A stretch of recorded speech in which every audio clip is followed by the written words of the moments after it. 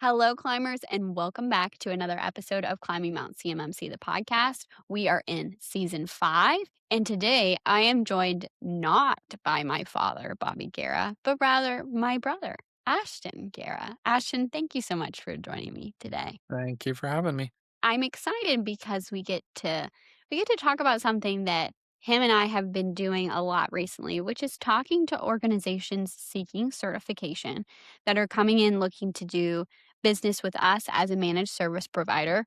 For those of you who are new to the podcast, Axiom is a company that we work for. We're an MSP that is CMMC Level 2 certified that gets clients through to their CMMC Level 2 certification, sits with them through it, maintains the environment afterwards, and does help desk support.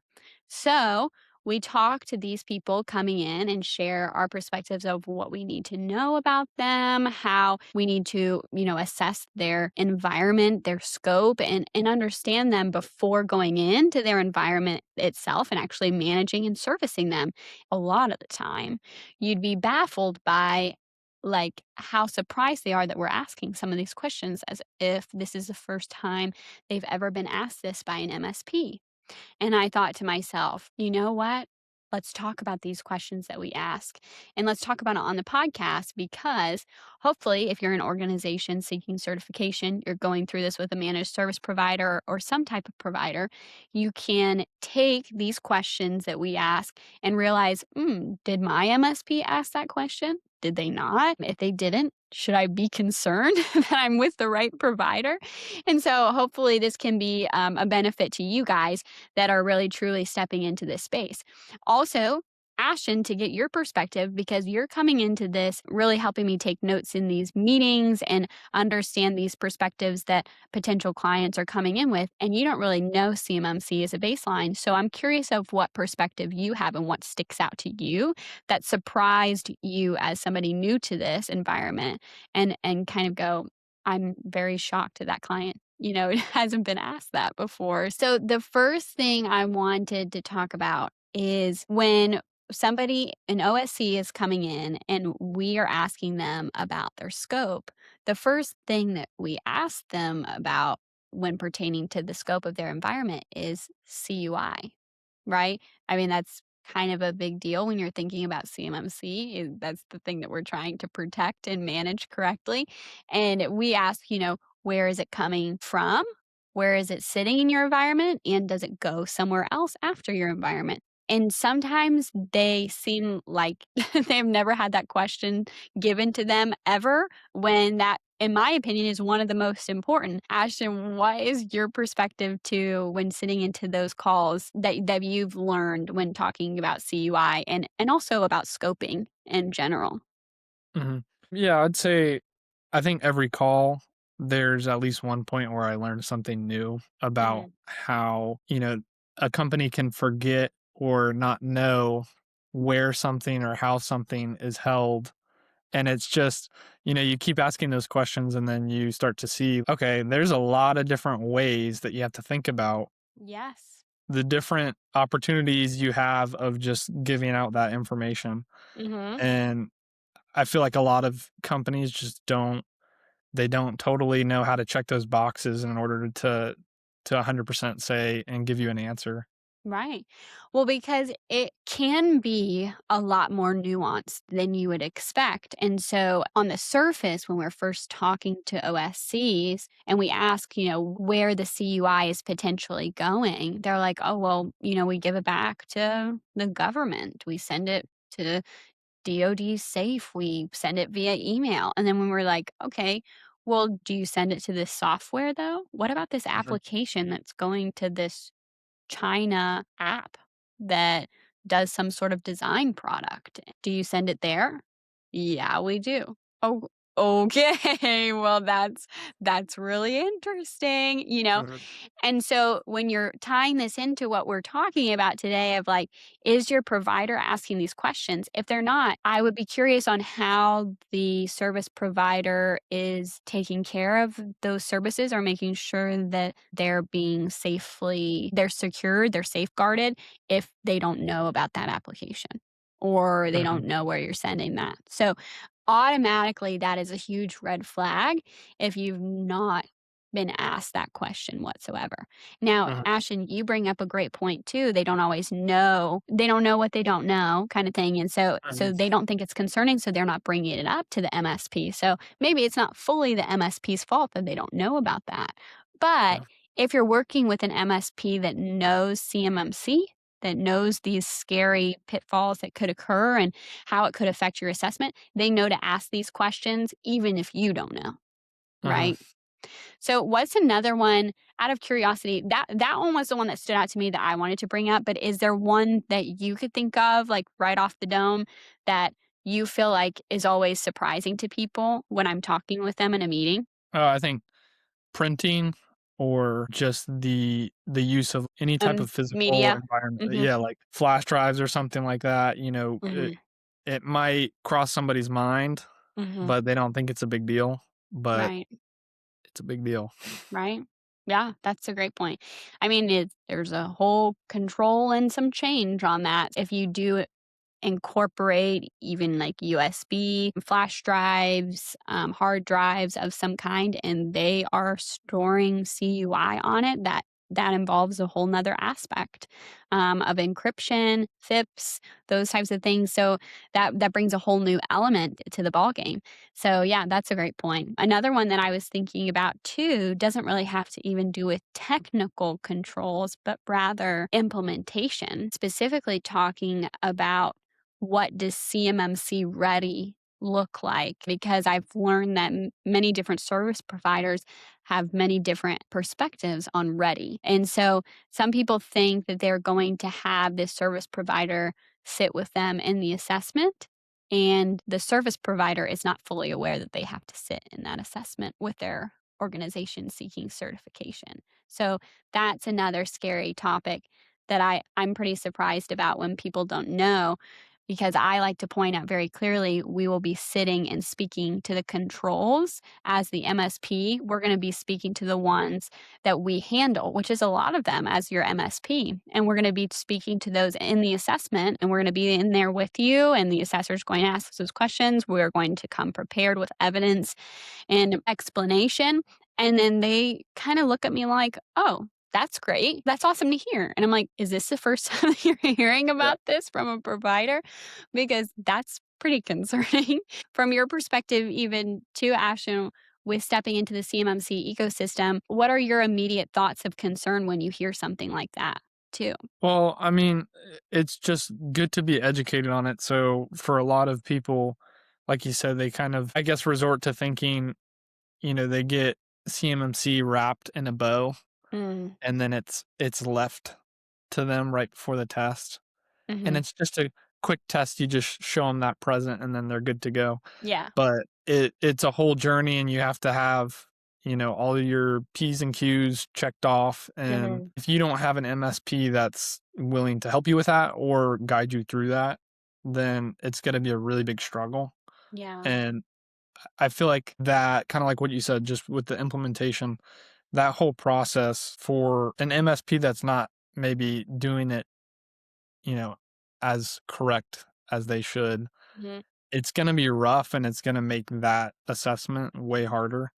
And Hmm. I think people just don't realize that if they're not asking the right questions, it's going to be a nightmare for that assessment. And if they do leave it off to you when the assessment comes around, it's going to be a struggle to get through that.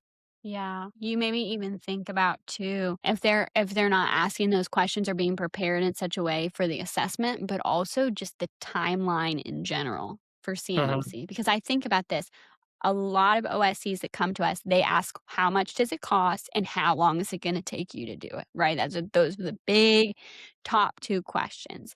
And I would say, after taking multiple clients through their CMMC level 2 implementation journey from start to finish and through the assessment, do we have the perfect understanding of a timeline of any possible client? No, because we don't have a crystal ball, you know? We mhm, don't know the ins and outs of every environment as they come in. We have to assess it, we have to review it, we have to scope it out. And sometimes that brings new challenges. It brings out some skeletons in the closet. It opens, project doors that we have to then fully complete and close off, which will extend the timeline.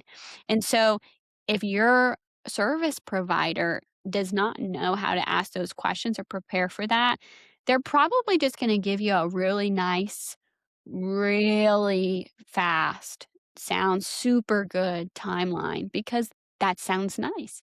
And that Mhm. makes people say, okay. But it's also not always accurate because you need to know that bumps in the road come up. Sometimes even mountains in the road come up. I mean, I'd be shocked sometimes with the things that we figure out about clients later down the road, like months down the journey. They say, oh, all of a sudden, by the way, we have a server that's back in Panama, and we need to make sure that all of those things are also connected to our Azure environment. And you're like, wait, hold on, what? Where did Mhm. that show up? And all of a sudden, that brings on new challenges, new projects. Doesn't mean it doesn't mean that we can't do it. It just means, hey, that perfect 6-month timeline that we told you for a fully cloud environment is not accurate anymore. And all of that to say, if the MSP or the service provider of some kind that you're working with is not familiar with CMMC and not familiar with the danger zones going down that journey, they might be able to give you a really pretty, lovely timeline that looks super nice, is the fastest out of all the people that you've talked to, has the best quote, has the cheapest quote, and all of it looks beautiful. But it's probably because they haven't really done it a lot and they don't know some of the dangers that come up. And so you just made me think about that because it really is a conversation I have to seriously have with every OSC that I talk to is the honesty behind that. And I think that every service provider should be honest like that.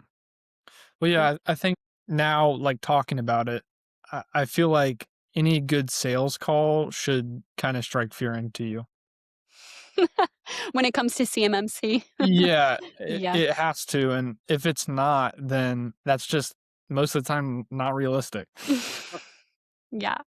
Yeah, and I think doubling down, I think, to what you're saying too is because it should strike fear into the people that realize, like, it's not just the even going back to what you said previously, sign on the dotted line and then, we take care of it. It's an IT issue. It's Mhm, not. It's your entire company. You're fully involved through the process. You have to literally direct hours towards it yourself. We can't just do everything for you. And if there mm, is a service provider that can do everything for you, I mean, please feel free to comment down below and tell me what your secret sauce is for owning that company to be able to do that or, whatnot. But as far as we know right now, we're not able to fully own the company to be able to do all of these things like hire people, for that. mhm, There are only so much that we can do as an external provider, as an external service provider. So I think you're absolutely right that there's going to be an awakening moment for the people, the OSCs that are talking to this service provider and their CMMC journey and be like, "Oh, I'm gonna have to do some of this stuff." Now, mm, there are a few OSCs that I've talked to that have come more prepared, but let me tell you the caveat. A lot of the times they're more prepared because they've been burned already, mhm, right? So they know the questions to ask because they've either failed an assessment with an external service provider, or I shouldn't say failed because a lot of the times these people are classifying it as like a false start because they didn't even get past phase one. And so then they had to completely start from ground zero, or they went down the line with an MSP for months and months and months and then realized, "Oh, we still don't have our SSP. Nothing is done. So this is mhm, probably not going to work out?" And so that now that they've been burned in the past from something, they know more questions to ask, which is yeah. unfortunate. Out of the calls that you've been in to Ashton, what would you say is something if somebody is new to the CMMC ecosystem like you, what would you say was the biggest punch in the face to you coming in of like, "Oh, I didn't even know that. I didn't know that you'd have to do that for CMMC." Because Mhm. I would love to get your perspective because I'm sure that there's a lot of people that are listening to this podcast that are new to it just like you were. You know what I mean? I think there's probably 2 big things. One of them, I think everybody feels this as soon as they learn about the whole process, but just the money involved. Mhm. I think Yeah. especially for, you have one assessment you're doing, it's probably gonna take a couple months to a year, Mhm. and then you fail that, and that's that, you gotta retry again. And to put that many resources into that type of thing is pretty crazy, and, Yeah. I think the other thing too would just be kind of along with that, but just how big the process is and kind of like what goes into it. Mhm. Having, you know, an MSP sit in with you and have to basically do an interview with you. I think that was just crazy to see. To me, it sounds like something that, all of these companies need this in order to make bids and, further do business. Mhm. So it would be something that would be pretty easy, but that is not the case whatsoever. And they made it extremely hard. Mhm. So I think that was kind of a big shock. I thought, oh, a lot of companies will probably need this. So this must be not easy, but, you know, quicker or Yeah. just smoother process. But no, they really put up all the security measures. Yeah. Well, you bring up a really good point. It might seem silly to somebody who is listening to this that's been a part of the CMMC ecosystem for a while, but for somebody that's just stepping in that's a contractor that's been in the DIB space, that is just assumed kind of what you're saying that because they're pushing this onto everybody that surely it would be easy. There Mhm, are some people that do consider this easy, but that's because they are very mature organizations already in their security posture.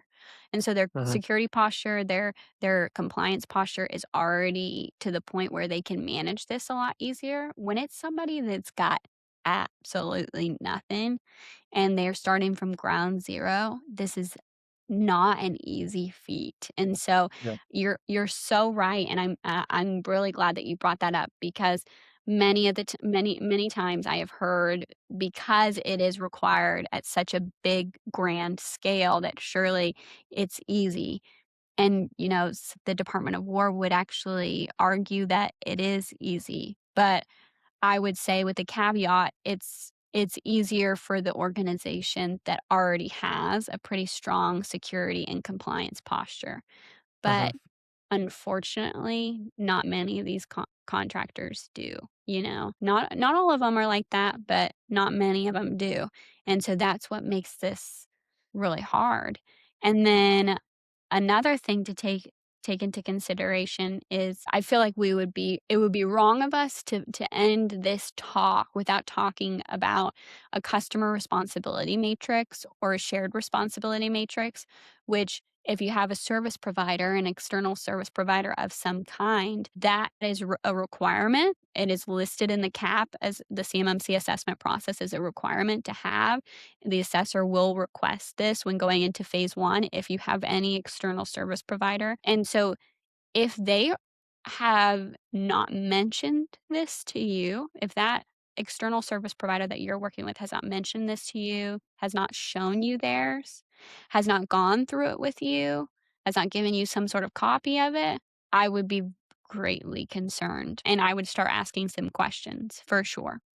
mhm, Because we don't go out of the first meeting with somebody without talking about that because it's one of the foundational reasonings that we have the connection with our clients. The purpose of it is to show the shared responsibility between the two of us, who is responsible for what, so that lines don't get crossed, or even worse, something gets cut because somebody thought that they were doing it and somebody else thought that they were doing it and then nobody's doing it, right? So it is a mhm, very, very important document when it comes to CMMC. And if the external service provider is not having that conversation with you, that is that's super concerning. Mhm.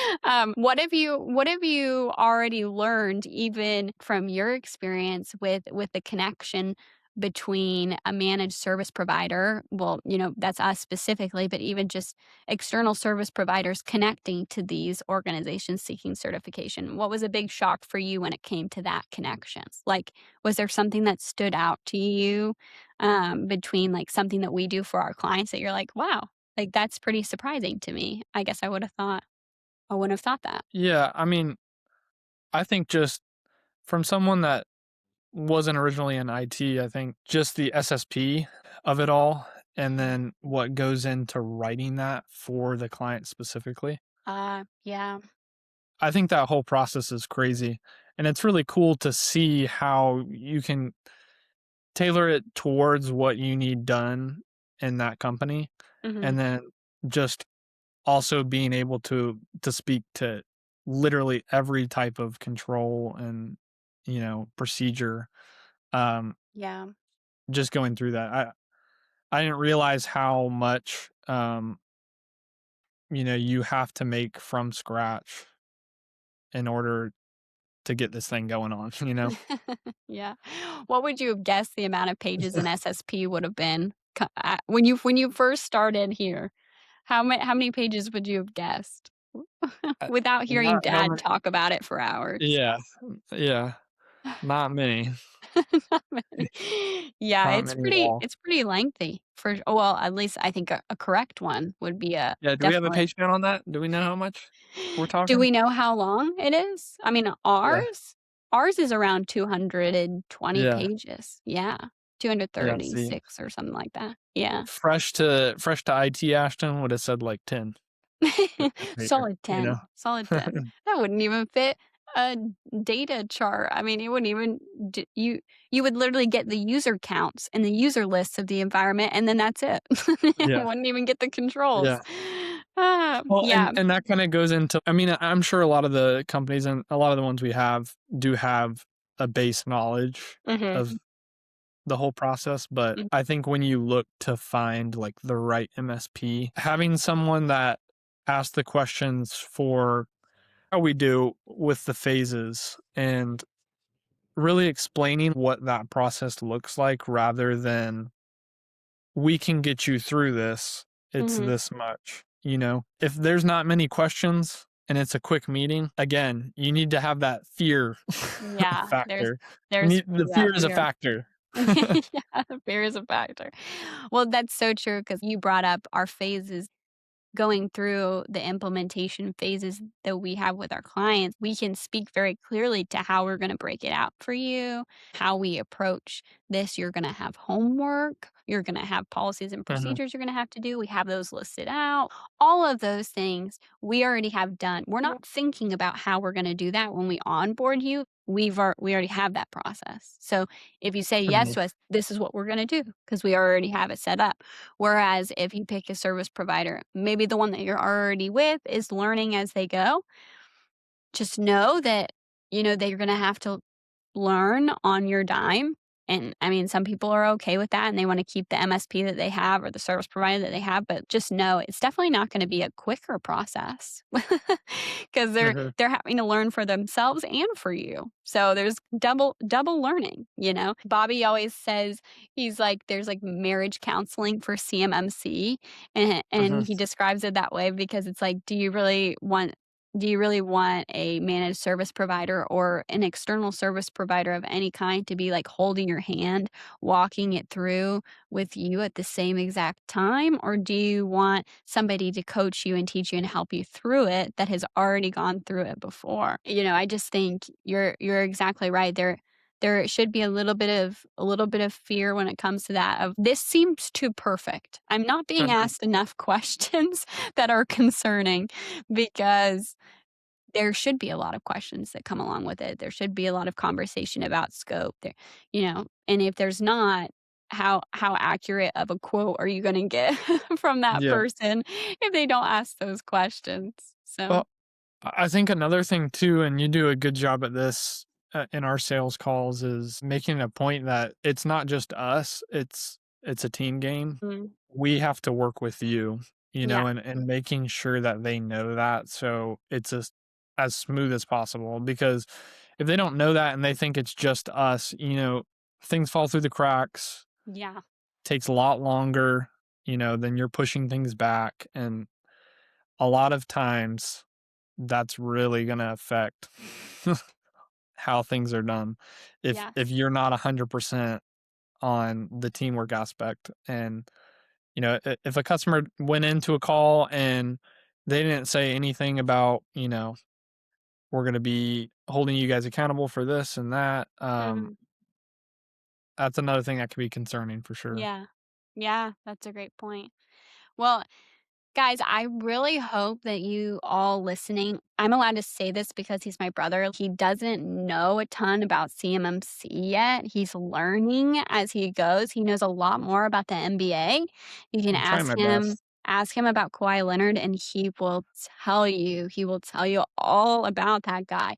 Yep. But when it comes to CMMC, he's newer, and look at what he's already learned needs to be questions that an MSP or an external service provider needs to be asking you. It it truly is. I mean, it's a pretty obvious thing when you're invested in it and when you're going through it. So, all of that to say, I hope that this is eye-opening to you either as an external service provider that is doing this with a client and hasn't asked these questions. Please, my goodness, start doing your research on these things and take it seriously. But also, if you're an OSC, an organization seeking certification, and you have an external service provider of some kind and have not been communicated to in this way, I really hope the light bulb has turned on and you turn around and have a conversation with your external service provider after. Send them an email right now as you're listening to the end of this podcast. But again, our goal is not for you to just run over and talk to us. Our goal is for you to have a successful, experience and be able to get to be CMMC level 2 certified, or whether that's level 1 or level 2 or whatnot. We want people to be successful. We want the ecosystem to be successful. We do not want this to fail. We also do not want another security breach or infrastructure breach. So we want this to be taken seriously, and that's why we're pushing this out. And if you have other things that you feel like are questions that people should be asking, comment them down below. Let us know your experiences. Let us know if you want us to cover one specifically in a podcast episode. We're here to bring awareness to those things.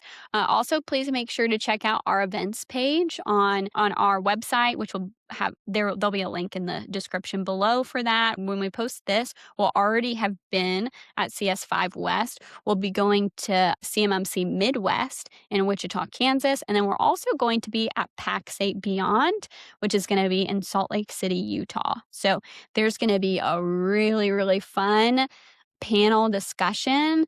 I think I can maybe tease it a little bit because I'm working on the titles for it right now. But basically, I'm thinking that the title is going to be "You Can't Be Half Pregnant with CMMC." So that's that's a pretty That's pretty interesting discussion there with a couple of MSP friends. So make sure to tune in to those things if you're going to be in the area. If you're going to be in those conferences, please hit us up. We'd love to see you. We always have free T-shirts on us, so ask for them. But yeah, we hope you guys enjoyed today's episode. Thank you so much for listening. Tune in next Thursday for another episode. But until then, guys, as always, keep on climbing. See ya.